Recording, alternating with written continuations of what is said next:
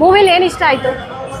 ಏನು ಇಷ್ಟ ಆಯ್ತು ಅಂದ್ರೆ ರಾಜಕೀಯ ನನಗೆ ತುಂಬಾ ಇಷ್ಟ. ಅದೇ ರಾಜಕೀಯದ್ದೇ ಇಷ್ಟ ಆಗಿತ್ತು ನನಗೆ. ಓಕೆ, ನಮಗನ್ಸಿದ ಪ್ರಕಾರ ಡಿ ಬಾಸು ಜೈಲಿಂದ ಬಂದಿದ ತಕ್ಷಣ ಅವರ ರಾಜಕೀಯಕ್ಕೆ ಬಂದೇ ಬರ್ತಾರೆ ಅಂತ ಅನ್ನಿಸ್ತಾ ಇದೆ. ಅದಕ್ಕಾಗಿ ಅವ್ರ ಮುಂದಿನ ನಡೆ ಇವಾಗಲೇ ಗೊತ್ತಾಗಿದೆ ಅನ್ಸುತ್ತೆ. ಅದಕ್ಕೆ ಅವ್ರ ಆಲೋಚನೆ ಸಿನಿಮಾ ಮುಖಾಂತರ ತೋರಿಸಿ ಮತ್ತೆ ಹೋಗಿದ್ದಾರೆ. ಅವ್ರು ಬಂದ ತಕ್ಷಣ ಖಂಡಿತವಾಗ್ಲೂ ಸಿಎಂ ಆಗೇ ಆಗ್ತಾರೆ.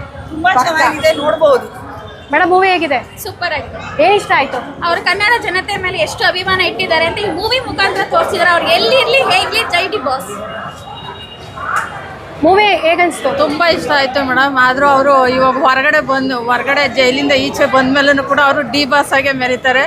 ಅವ್ರು ಇನ್ನೂ ಚೆನ್ನಾಗಿ ಮಾಡಲಿ, ಬೇಗ ಆದಷ್ಟು ಬೇಗ ಬರಲಿ ಅಂತ ಆಶಿಸ್ತೀನಿ madam. Thank you madam. Thank you so much. ಇನ್ಯಾರು ಮಾತಾಡೋರು ಇದ್ದೀರಾ? ನಾನು ಸೆಕೆಂಡ್ ಟೈಮ್ ನೋಡ್ತಾ ಇದ್ದೀನಿ. ಮೂವಿ ಮಾತ್ರ ಸೂಪರ್ ಆಗಿದೆ. ಅವ್ರು ನೆಕ್ಸ್ಟ್ ಸಿಎಂ ಆಗ್ಲೇಬೇಕು ಅಂತ ವ್ಯಕ್ತಿ ಸಿಎಂ ಆಗಿ ಬಂದ್ರೆ ಅವ್ರು ಸ್ವಲ್ಪ ಬದಲಾವಣೆಗಳಾಗುತ್ತೆ.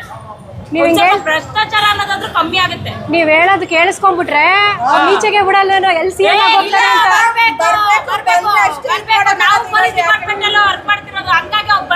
ಓ, ನೀವ್ ಇದನ್ ಬೇರೆ ಹೇಳಿದೀರಾ. ಆಯ್ತು ಅಂದ್ರೆ ನಾಳೆ ಸ್ಟೇಷನ್ ಹೋದ್ಮೇಲೆ ಆಯ್ತು ಕತೆ ನಿಮ್ದು.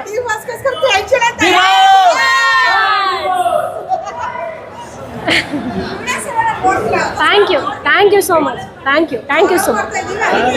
ಹೊರಗಡೆ ಹೋಗ್ತಿದ್ದಾರೆ ಅದಕ್ಕೆ ಇನ್ನೊಂದು ಟ್ರಿಪ್ ಬಂದು ನಾವು ಇದು ಬಂದು ಸುಮಾರು ಸಲ ನಾವು ಇದು ಮಾಡ್ತಾ ಇರ್ತೀವಿ. ಅದಕ್ಕೋಸ್ಕರ ಥ್ಯಾಂಕ್ ಯು. ಮೂವಿ ನೋಡಿ ಎಂಜಾಯ್ ಮಾಡಿ. ಮೇಡಮ್ ನಾವು ಆಲೇ 2ನೇ ಸಲ ಬಂದು ಫಸ್ಟ್ ಶೋ ಮಾಡ್ಕೊಂಡಿದ್ದೆ. 2ನೇ ಶೋ ಮತ್ತೆ ಫ್ರೆಂಡ್ಸ್ ಕೂಡ ನೋಡಿ, ಇನ್ನ 100 ಸಲ ನೋಡಿ. ಒಳ್ಳೇದಾಗ್ಲಿ.